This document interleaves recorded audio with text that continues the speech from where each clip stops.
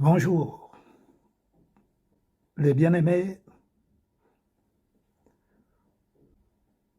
au nom de Jésus, je me présente à vous pour vous parler en ce jour de vendredi 12 septembre 2025.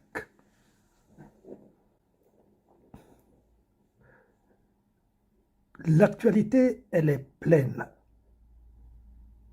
Je vais parler de l'Église, corps de Christ, qui est malade, très malade.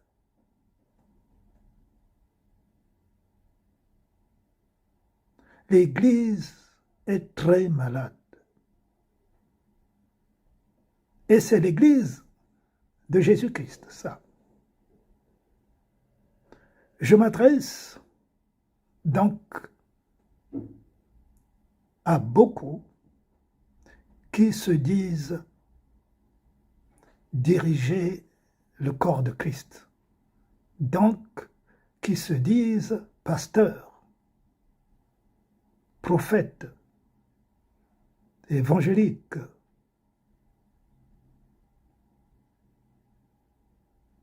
généraux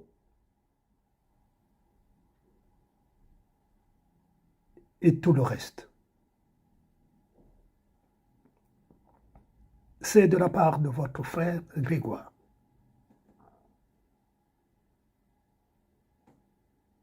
Pour m'adresser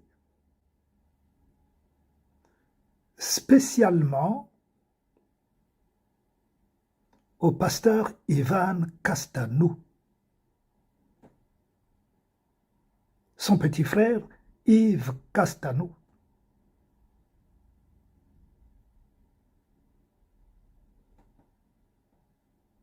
ses compagnons, leurs compagnons, Grégory Toussaint,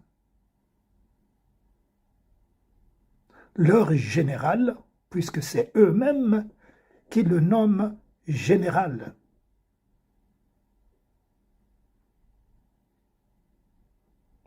Mamadou Karambiri,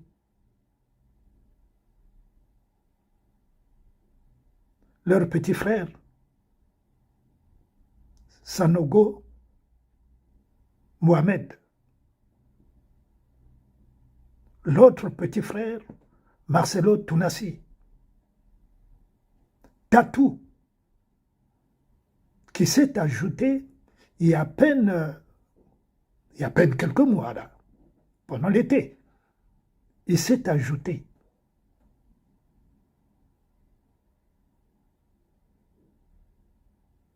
Hashimolowo,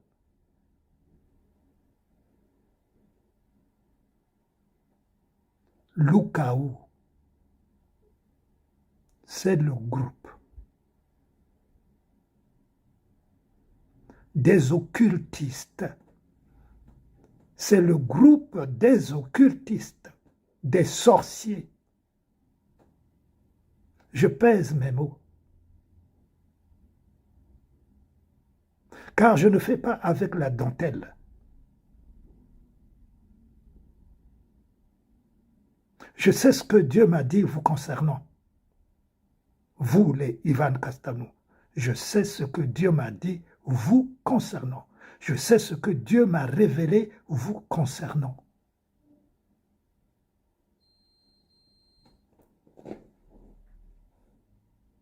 Vous donc qui pratiquez l'occultisme, et l'occultisme, c'est le diable, Satan, que vous servez.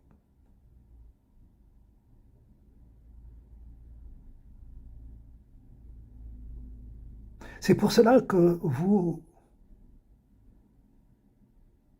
ensorcelez, vous envoûtez les âmes qui viennent dans vos églises.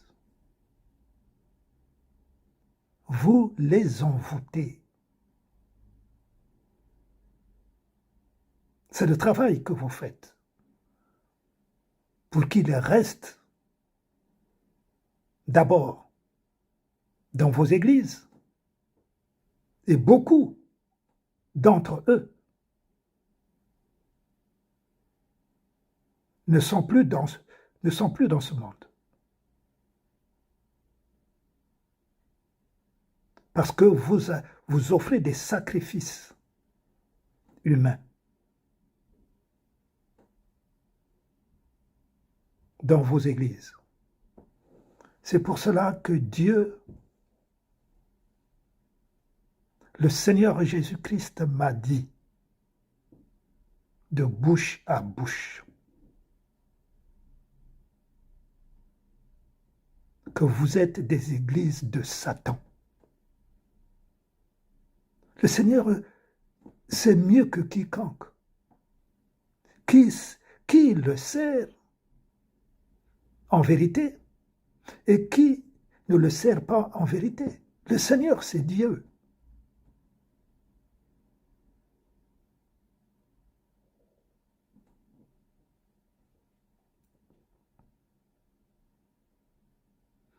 Et je vais vous dire une chose.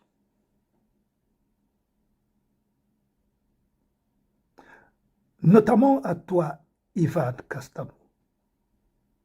Il y a quelques semaines, près d'un mois et 2 semaines, tu as menacé de mort les personnes qui se sont moquées de toi à travers YouTube. Tu étais fou furieux.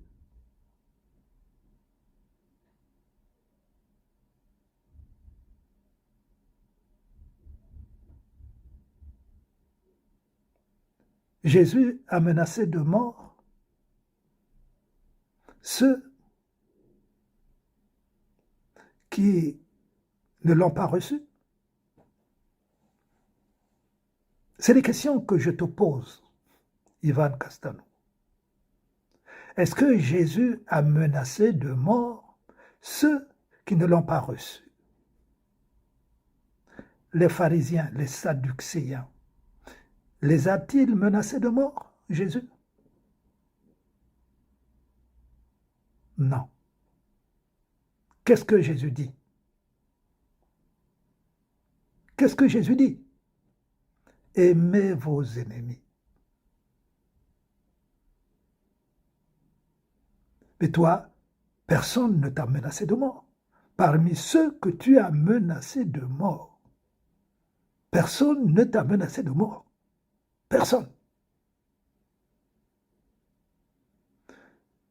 Ceux qui n'ont pas encore le discernement ne comprennent pas ce qui s'est passé en toi, Ivan. Ils ne comprennent pas. Mais ceux qui ont l'Esprit de Dieu, ils ont compris que c'était le diable lui-même qui se manifestait. Maintenant, je te le dis. C'était le diable lui-même qui se manifestait. Parce que le diable, quand on le découvre, quand on touche à ses intérêts, le diable vous menace de mort. C'est ce que vous avez manifesté il y a quelques mois en arrière. C'était pendant l'été, là, il y a un mois et demi, pas plus.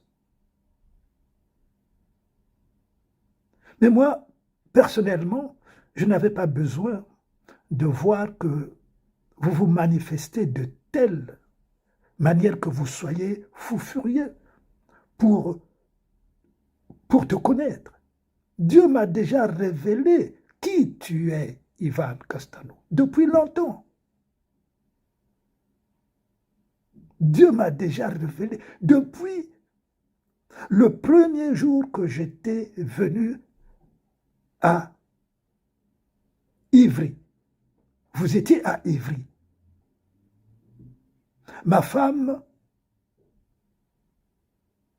venait à Ivry. C'est à cause d'elle, d'ailleurs, que j'étais venu. à cause d'elle. Et en plus, j'étais poussé par un frère qui priait avec moi parce que nous avions l'église à la maison.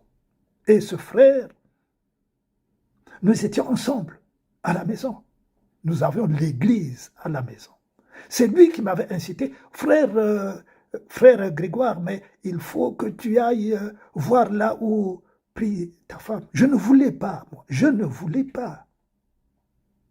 Je ne voulais pas. Et Dieu le sait.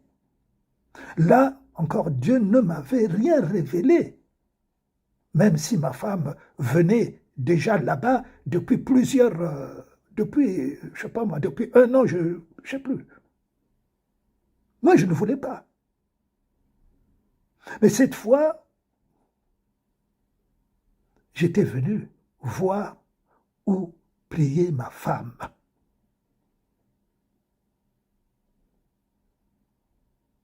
Et lorsque j'étais rentré à la maison,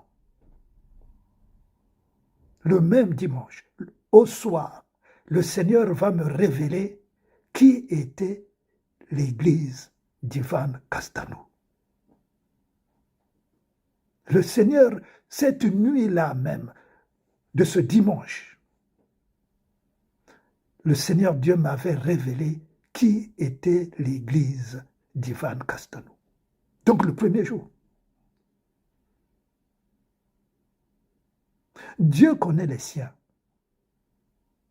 Et Dieu sait qui il a choisi. Donc quand je parle de toi, de ton église, je sais ce que je dis. Je sais ce que je dis. Écoute, Ivan Castano, j'ai 75 ans.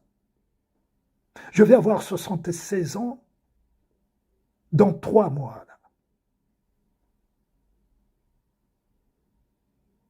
Donc, en décembre.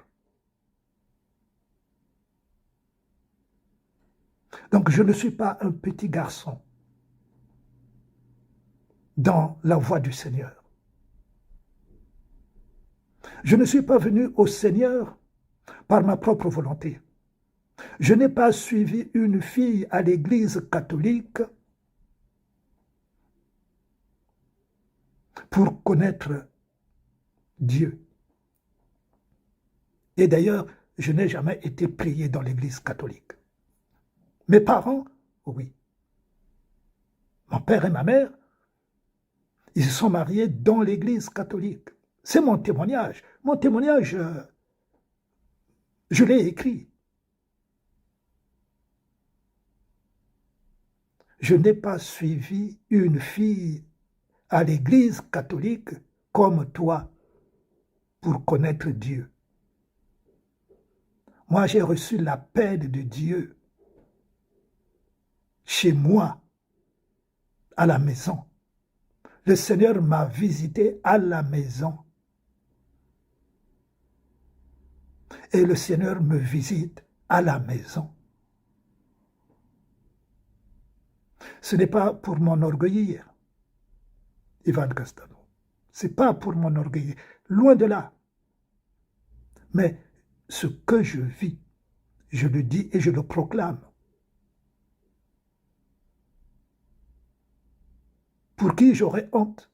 De Dieu? Certainement pas, bien au contraire. Quel est ton témoignage, Ivan Castano? Ton témoignage. C'est quoi ton témoignage? Comment tu es venu à Christ? Jusque-là, j'ai cherché. Je te l'avoue, j'ai cherché ton témoignage. Comment tu es venu à Christ? Ton témoignage, il n'y a pas de témoignage. Tu es venu à Christ toi-même, par tes propres forces.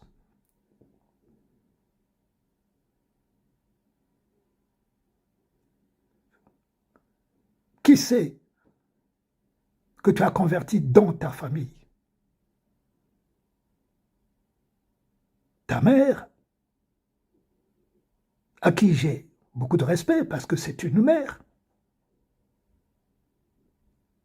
elle n'a pas reconnu jusqu'à ce jour, à moins que ça s'est fait hier, jeudi 11 septembre 2025, jusqu'à ce jour, ta mère n'est pas convertie.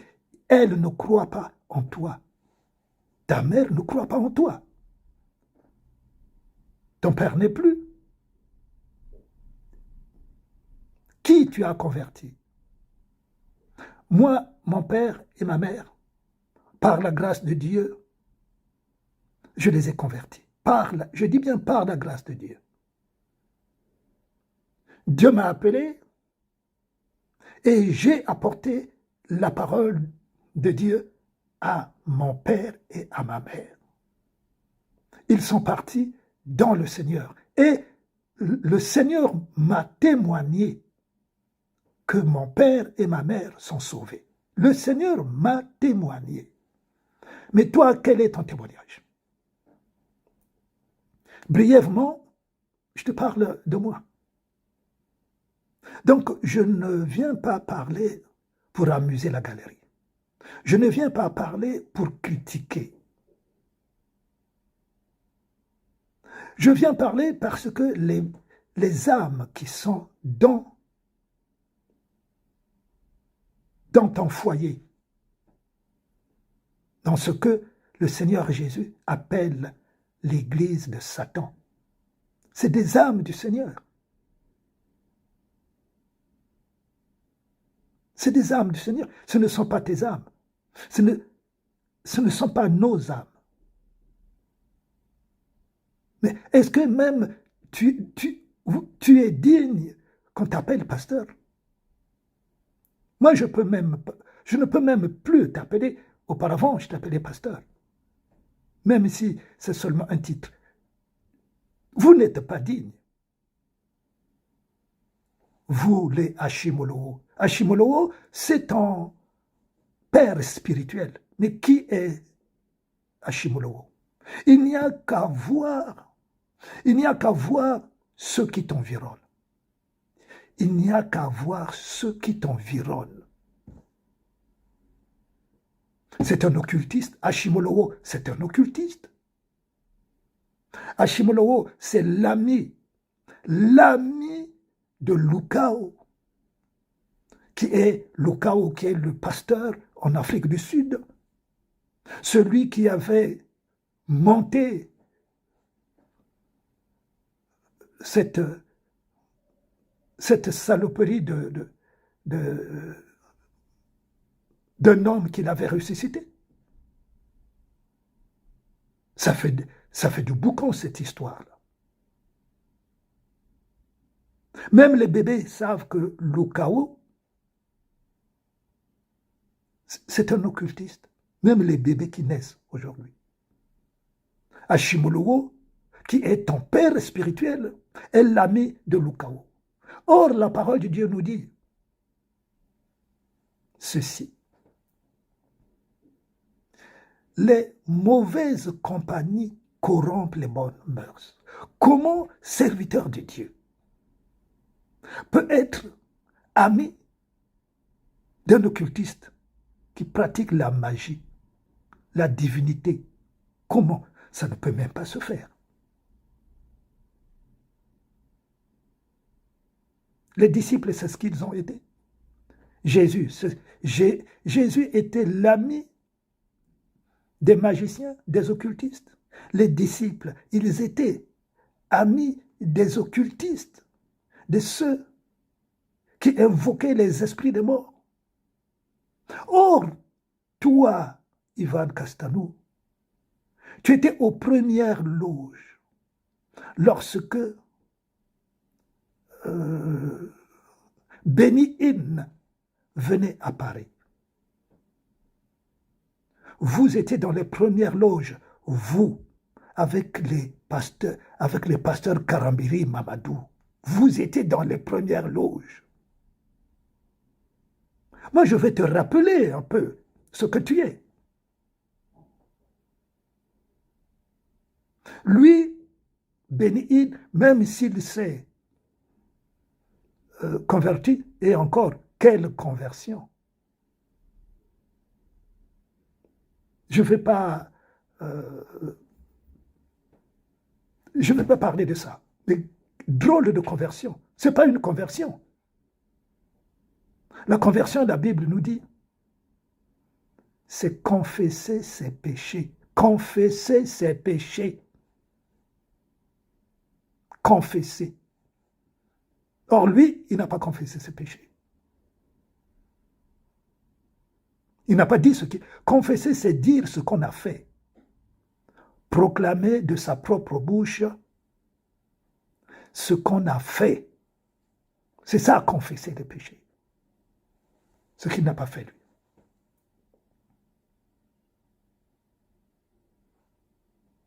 Sans parler de Mamadou Sanogo qui est un perroquet comme ton petit frère Yves est un perroquet.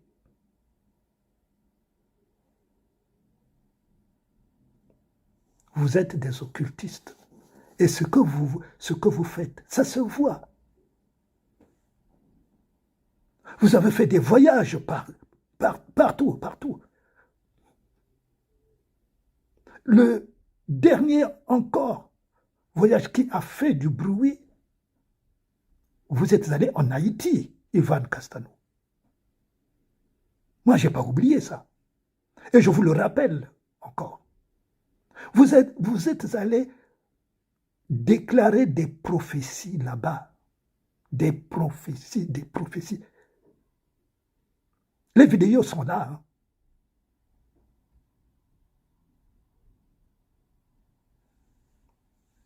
Et rien du tout.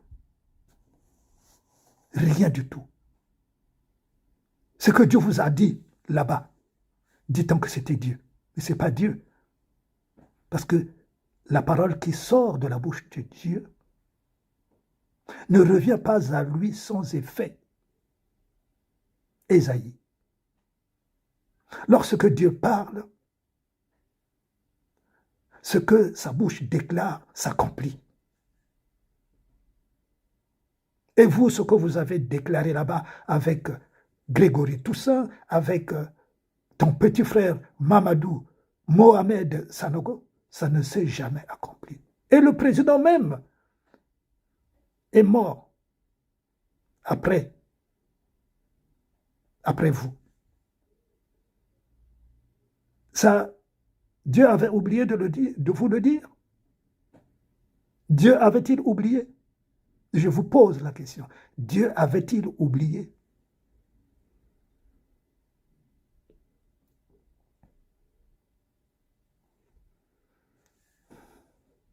Moi, je vous les rappelle. Les choses que vous dites, vous-même qui sortent de votre bouche. C'est vous-même qui les déclarez. Personne d'autre à votre place. Assumez. Assumez les mensonges que vous racontez. Dieu m'a dit. Dieu m'a dit. Il y a encore une semaine, nous sommes le 12 septembre, nous sommes vendredi 12 septembre 2025. Il y a une semaine en arrière, lorsque vous avez commencé je ne sais pas, votre jeûne, je ne sais pas de combien de jours, vous dites ceci. Il y a quelque chose qui va sortir. Il y a quelque chose qui va sortir. Dieu m'a dit, c'est toujours ça, le même langage. Dieu m'a dit. C'est sorti de votre bouche. Dieu m'a dit, il y a quelque chose qui va sortir. Mais si on va commencer le jeûne demain, si ça ne sort pas, je dis à Dieu, on ne sortira pas de là. On ne sortira pas. Mais depuis que vous prêchez, Ivan Castano, depuis que tu prêches, c'est toujours le même langage. Il y a quelque chose qui va sortir. Il y a quelque chose qui va sortir. Ça fait depuis des années que tu prêches la même chose. C'est jamais sorti, ce que tu prêches là. C'est jamais sorti. Ça s'appelle la manipulation. Tu manipules les gens. Et les gens que tu manipules, c'est les plus faibles.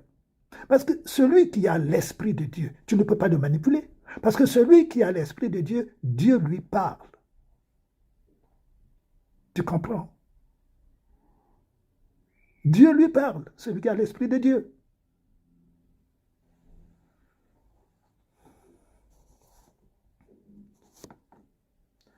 Ce qui fait tâche aujourd'hui encore, c'est que vous parlez avec les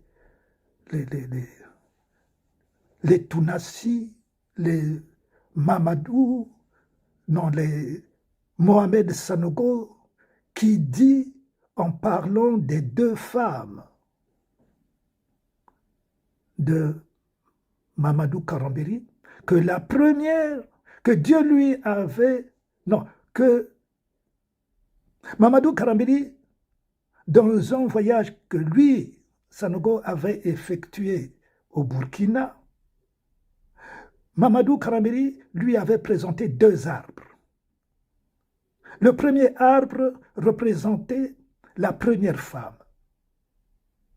Et le deuxième arbre représentait la deuxième femme, qui apportera beaucoup plus de bénédictions parce que Dieu avait enlevé la première pour accorder au pasteur Karambiri beaucoup plus de bénédictions. Oh! C'est le même exemple qu'il vient donner en parlant de Tounassi pour la première femme qui est décédée, blanche. Donc Dieu, Sanogo, dit alors que c'est Dieu qui a enlevé Blanche, la femme de Tounassi, parce que Dieu a réservé encore une des grandes bénédictions pour Tounassi. Oh!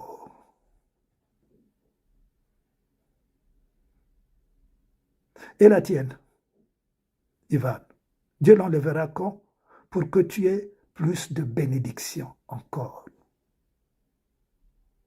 Et que Dieu a donné par les livres qu'il a sortis encore des, je sais pas, des triples bénédictions. Oh! Et toi? Quand est-ce que Dieu va enlever ta femme? Pour que tu aies plus d'argent, de considération. Vous voyez, vous racontez des bêtises. C'est pour cela que je suis venu intervenir. Vous racontez trop de ragots. Vous abusez des âmes que vous avez rendues stupides. Vous-même, dans vos stupidités,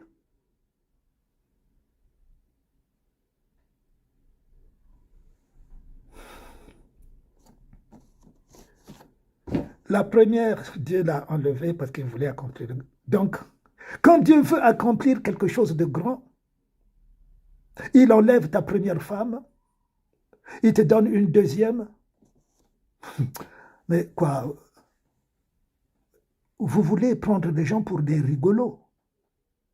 Même s'ils ne connaissent pas la parole de Dieu, vous les prenez pour des rigolos.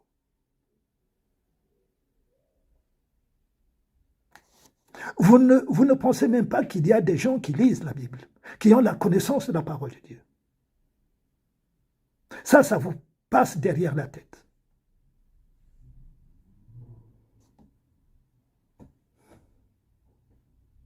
Je vais vous dire une chose,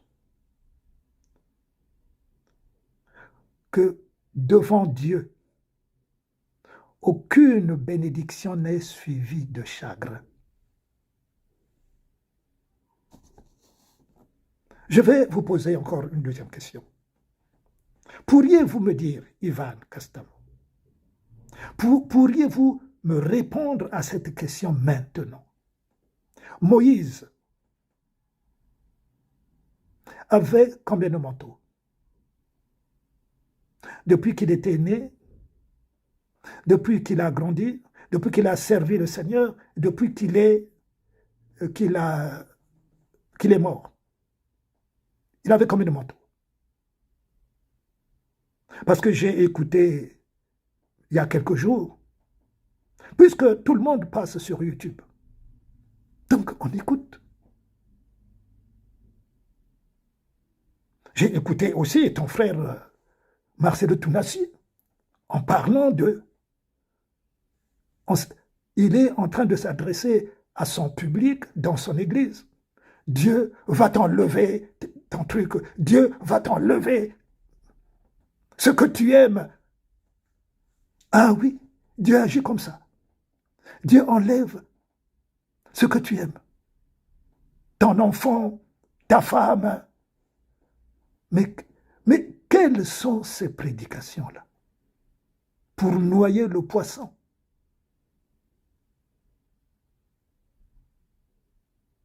Pour se faire plaisir. Pour distraire les gens. Pour distraire les âmes qui ne vous appartiennent même pas. Mais vous en payerez le prix. Mais Dieu est en train de vous exposer, vous ne vous rendez pas compte, des bêtises qui sortent de vos bouches. Dieu vous expose.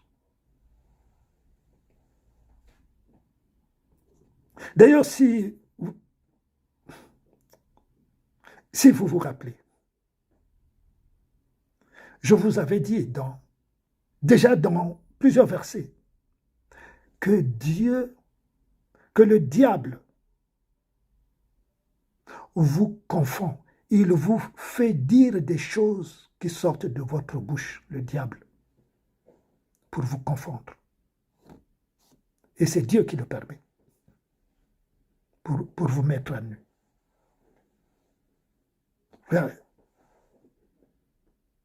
Élie avait combien de manteaux? Élie est le prophète, entre autres, qui a fait des grandes choses, qui a fait plus de miracles que tous les autres. Il avait combien de manteaux? Pour que Dieu enlève la femme de Marcelo, parce que cette première femme-là ne lui apportait pas suffisamment de bénédiction.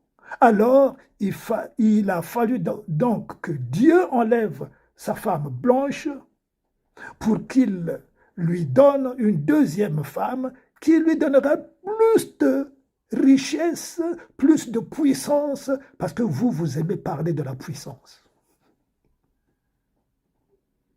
Je ne vais pas parler de ce thème, puissance. Ce sera pour une autre occasion. Vous confondez la puissance.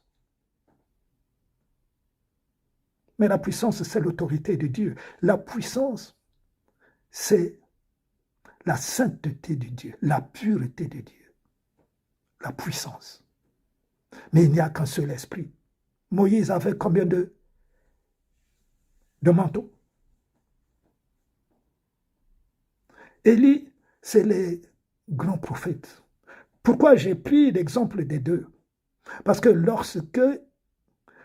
quand il y a eu la transfiguration de Jésus sur la montagne, en présence des disciples que Jésus avait amenés avec lui, il y a eu Élie et Moïse qui s'étaient présentés à Jésus. Mais ils sont repartis avec combien de manteaux? C'est quoi le manteau, d'abord? Le manteau, c'est l'Esprit de Dieu. C'est le même esprit qui a servi Moïse. C'est le même esprit qui a servi Abraham. C'est le même esprit qui a servi Joseph. C'est le même esprit qui a servi Élisée. Tous. Aujourd'hui, pour nous, que Dieu a appelé, il nous remplit de ce même esprit. il n'y a pas deux manteaux. C'est le même esprit, le Saint-Esprit, qui est Dieu. Le Saint-Esprit, qui est la parole. La parole est Christ.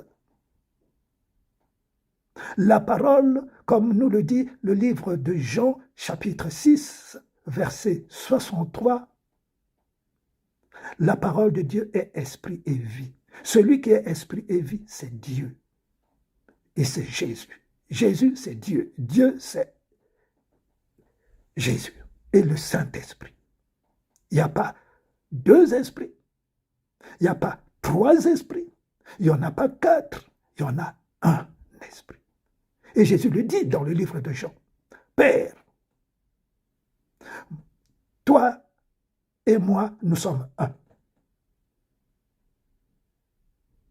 Et dans un enseignement que le Seigneur va m'accorder, le Seigneur me dit ceci. 1 plus 1 égale 1. C'est un enseignement que j'ai reçu du Seigneur. Et ça rejoint le verset ou la prière que je viens de répéter, que Jésus-Christ a faite à Dieu. Père, toi et moi, nous sommes un.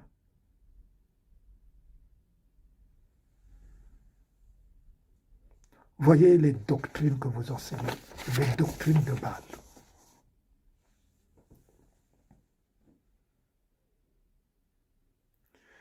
Donc, tout ce que Dieu peut faire, il a fait avec un seul esprit, qui est son esprit à Dieu. Alors, vous venez distraire les gens qui sont aveuglés en leur racontant des bêtises dans vos assemblées. Que voilà, pour te bénir, Dieu va t'enlever ce que tu aimes. Dieu n'enlève pas.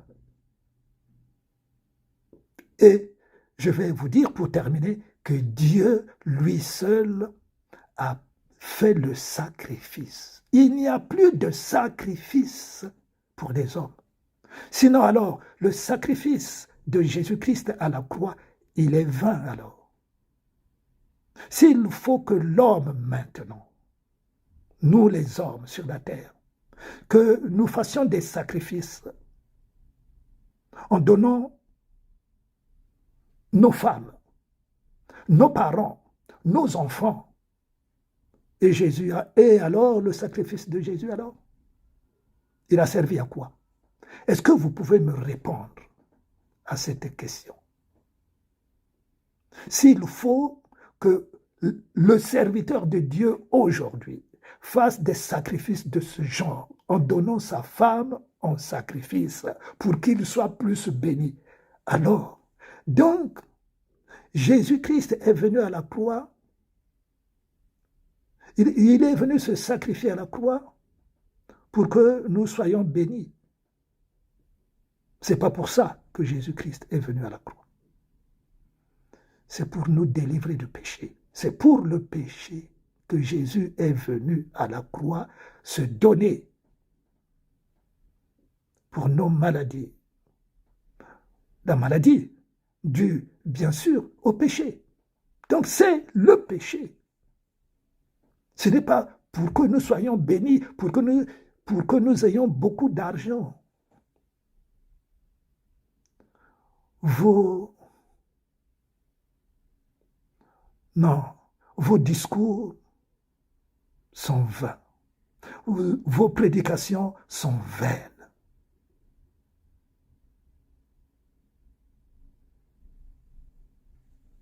Et voilà pourquoi, dans le livre de Matthieu, Jésus-Christ dit ceci. « Malheur à vous, scribes et pharisiens, hypocrites, parce que vous ressemblez à des sépulcre blanchi.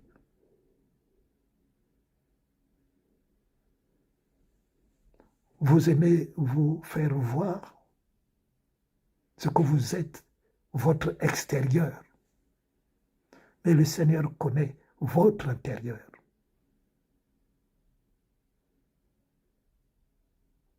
Ce n'est pas fini chez vous. Il est encore temps. Il est encore temps pour que vous demandiez pardon à vos pratiques des ténèbres. Il est encore temps pour que vous vous repentez. Vous déclarez vos faussetés. Il faut les déclarer, hein, si vous voulez que Dieu vous pardonne. Et Dieu n'attend que ça, que ceux qui ont péché se repentent.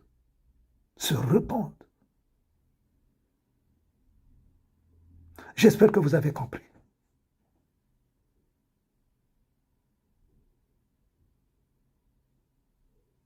Et je termine. À bientôt, les bien-aimés. Je vous embrasse très fort. De la part de votre frère,